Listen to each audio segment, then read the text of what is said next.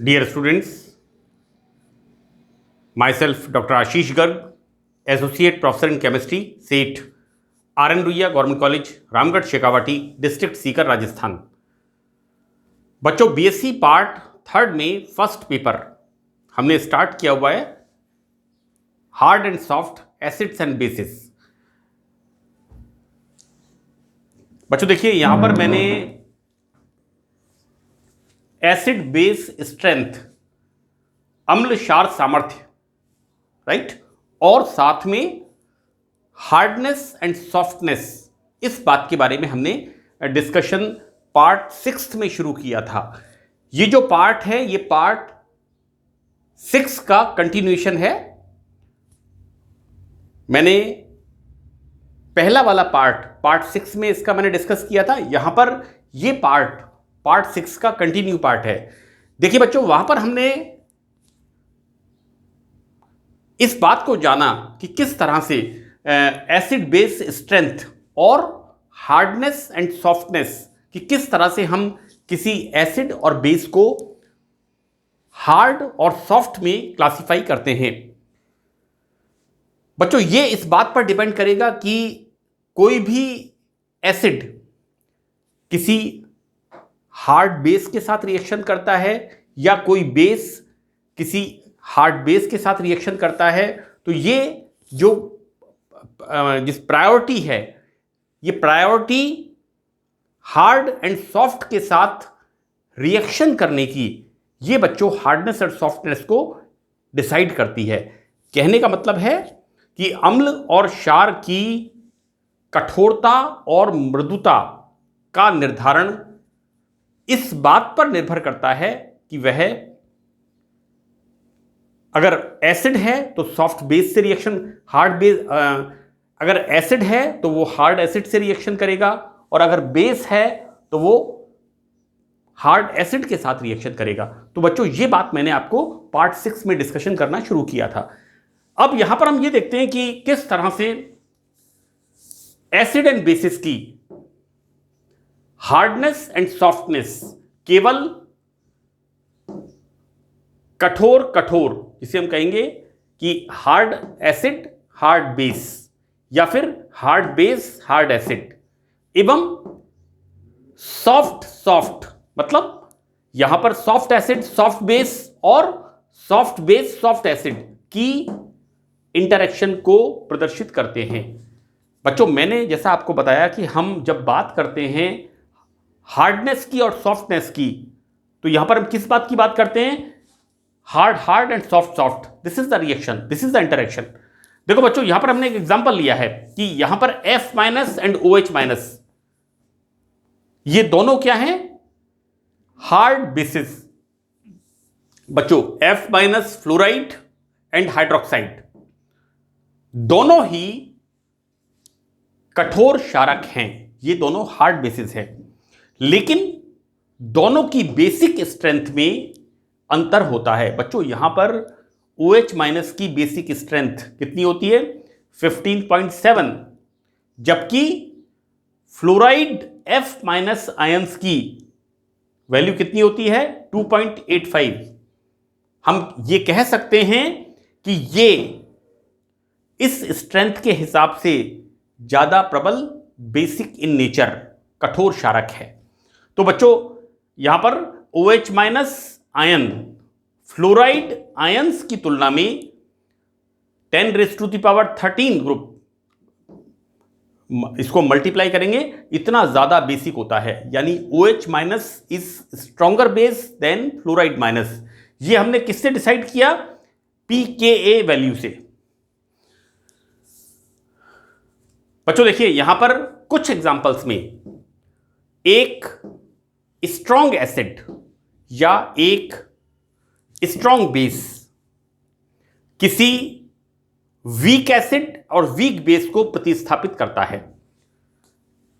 मैंने पहले ही यहां पर लिख दिया है कुछ एग्जांपल्स के अंदर। बेटा, जो साहब प्रिंसिपल है वो क्या बता रहा है? हार्ड एसिड हार्ड बेस के साथ रिएक्शन करेगा, और हमने शुरू में ही मेटल का और लिगेंड का, या हम इसको ये बोलें, मेटल से मतलब है जो इलेक्ट्रॉन लेता है, और जो इलेक्ट्रॉन देता है लिगेंड, इनका हमने पहले ही डिस्ट्रीब्यूशन कर दिया, group A metal and group A ligands, इनका कॉम्बिनेशन, और group B metal and group B ligands, right. लेकिन यहां पर हम देख रहे हैं कुछ एग्जांपल्स में एक स्ट्रॉन्ग एसिड और एक strong base.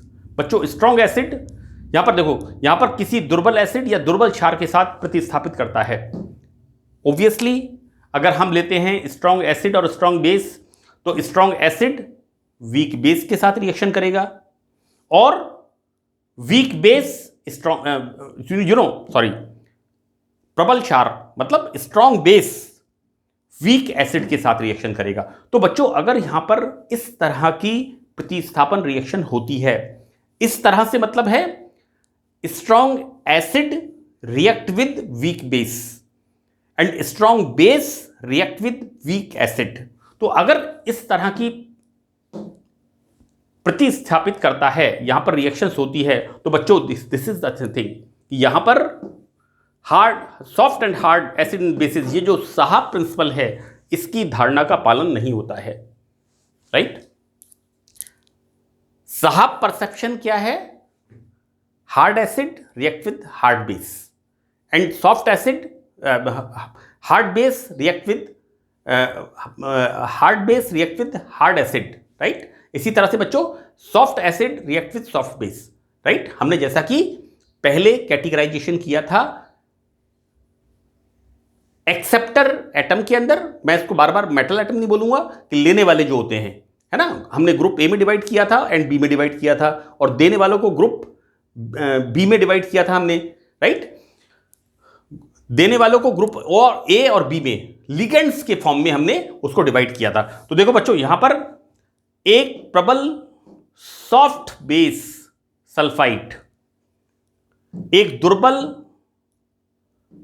Hard base fluoride को कठोर अम्ल से प्रतिस्थापित कर देता है। यानी यहां पर हम मोटी मोटी बात यह करें कि बच्चों HF, राइट, यहां पर HF में F बेस है और ये भी बेस है और यहां पर क्या हो रहा है कि यहां पर सल्फाइड इस फ्लोराइड को प्रतिस्थापित कर रहा है, सब्स्टिट्यूट कर रहा है, राइट। और क्या हो रहा है HSO3 F माइनस, बच्चों this is the constant 10⁴। K की वैल्यू कितनी है? 10⁴। तो देखो बेटा यहां सल्फाइड की बेसिक स्ट्रेंथ फ्लोराइड से ज्यादा है, तभी इसने इसको यहां पर रिप्लेस कर दिया, राइट। यहां पर H+ इसके साथ अटैच हो गया क्योंकि इसकी बेसिक स्ट्रेंथ फ्लोराइड के कंपैरिजन में ज्यादा होती है। हम एक और एग्जांपल देखते हैं कि इसी प्रकार अत्यधिक स्ट्रॉन्ग बेस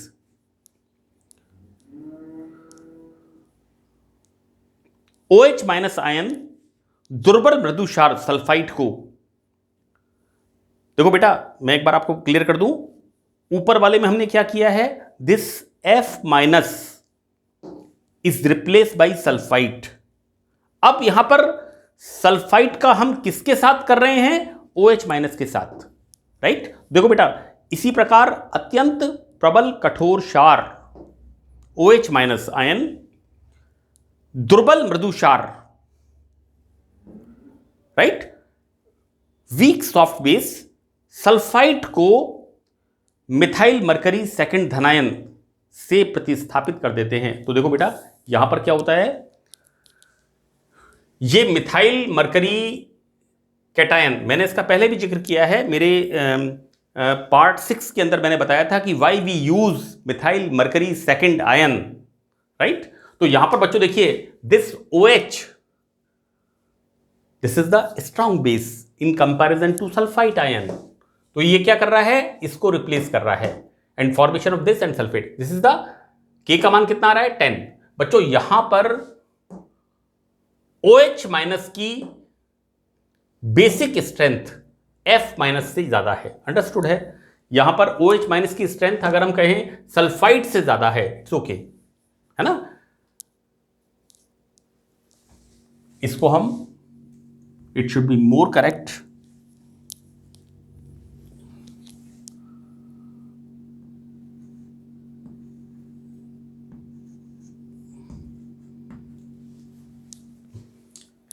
बच्चों यहां पर इस प्रतिस्थापन रिएक्शन में देखो बेटा, यहां पर हो रहा है F माइनस का रिप्लेसमेंट और यहां पर हो रहा है सल्फाइड का रिप्लेसमेंट। देखो बेटा, यहां पर F माइनस का रिप्लेसमेंट क्यों हो रहा है? Because sulphide is stronger base than fluoride. यहां पर sulphide is replace by OH minus because OH minus is stronger base than sulphide. तो यहां पर साहब प्रिंसिपल्स की पालना नहीं होती है। यह बड़ा इंपॉर्टेंट पॉइंट यहां पर है। लेकिन यदि स्ट्रेंथ, बेटा टॉपिक हमारा क्या है? स्ट्रेंथ, हार्डनेस एंड सॉफ्टनेस, ये कैसे एक दूसरे से कोरिलेटेड हैं। तो यहां पर यदि सामर्थ्य व कठोरता हम इन दोनों को कंसीडर करें तो बच्चों ये साहब प्रिंसिपल सफलतापूर्वक लागू होता है। इसका हम एग्जांपल आगे देखते हैं। बच्चों this is the soft and hard, right? This is the soft acid methyl mercury second ion, है ना? This is the hard base. Now this is the, हम देखते हैं बच्चों यहां पर हार्ड एंड सॉफ्ट, राइट? सी यहां पर बच्चों soft and hard and the formation, this is the, ये इसका हमारा के कांस्टेंट आ गया। बच्चों यहां पर इस तरह से हम देखते हैं soft and hard methyl mercury ion with hydroxide ion and react with bisulphide, hard and soft and the formation of soft and hard. This के का मान यहां पर 10⁻⁷। बच्चों इन रिएक्शंस में क्षारीय प्रबलता के साथ साथ कठोर व मृदु सॉफ्ट सिद्धांत की भी पालना होती है। और बच्चों हम क्या देखते हैं यहां पर?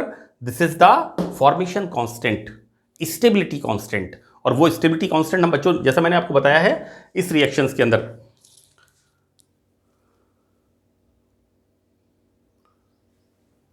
बच्चों ये रिएक्शन मैंने पार्ट 6 में डिस्कस की है।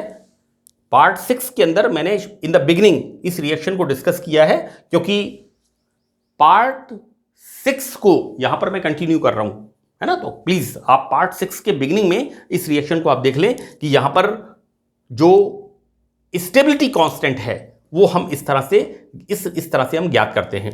बच्चों यहां पर सल्फाइड S2- एवं ट्राई इथाइल फॉस्फीन जैसे प्रबल क्षारक मिथाइल मर्करी आयन व प्रोटॉन दोनों के लिए हैं। देखो बेटा, मैंने आपको बार बार बताया है कि ये जो मिथाइल मर्करी आयन हमने लिया है ये प्रोटॉन की तरह ही काम करता है, इलेक्ट्रॉन एक्सेप्टर का काम करता है, राइट? और हम यहां पर बता रहे हैं sulphide ion and triphenyl phosphine, this is the triethyl phosphine, this is the triethyl phosphine. ये दोनों बच्चों प्रबल बेसिस जो हैं ये मिथाइल मर्करी आयन व प्रोटॉन दोनों के लिए हैं, लेकिन इनकी प्रबलता प्रोटॉन की तुलना में मिथाइल मर्करी आयन के लिए अधिक है। ये बड़ा इंपॉर्टेंट, क्योंकि मिथाइल मर्करी आयन इजीली एक्सेप्ट करता है इलेक्ट्रॉन्स, अतः ये सॉफ्ट बेस की श्रेणी में आते हैं। तो बच्चों देखिए, मैंने यहां पर ये जो टॉपिक हमारा है एसिड बेस स्ट्रेंथ, अम्ल क्षार सामर्थ्य एवं अम्लों और क्षारों की कठोरता एवं मृदुता, इसके बारे में मैंने इसके अंदर मैंने पार्ट्स बनाए हैं, ऑडियो विजुअल्स। आप बच्चों देखिए इनका स्क्रीनशॉट लेकर के इसे कॉपी में नोट करके, क्योंकि यहां पर बार बार सॉफ्ट हार्ड सॉफ्ट है ना, तो थोड़ा सा आपको एक बार लगेगा, लेकिन मैंने काफ़ी क्लियर ट्रांसपेरेंट तरीके से, बड़े साधारण तरीके से इस बात को समझाने की कोशिश की है। और मुझे उम्मीद है कि आप अच्छी तरह से इसको नोट करेंगे और इन ऑडियो विजुअल लेक्चर्स को 2-3 बार जब आप सुनेंगे तो आपको ये अच्छी तरह से क्लियर हो जाएगा। So that's all in this lecture. Thank you very much.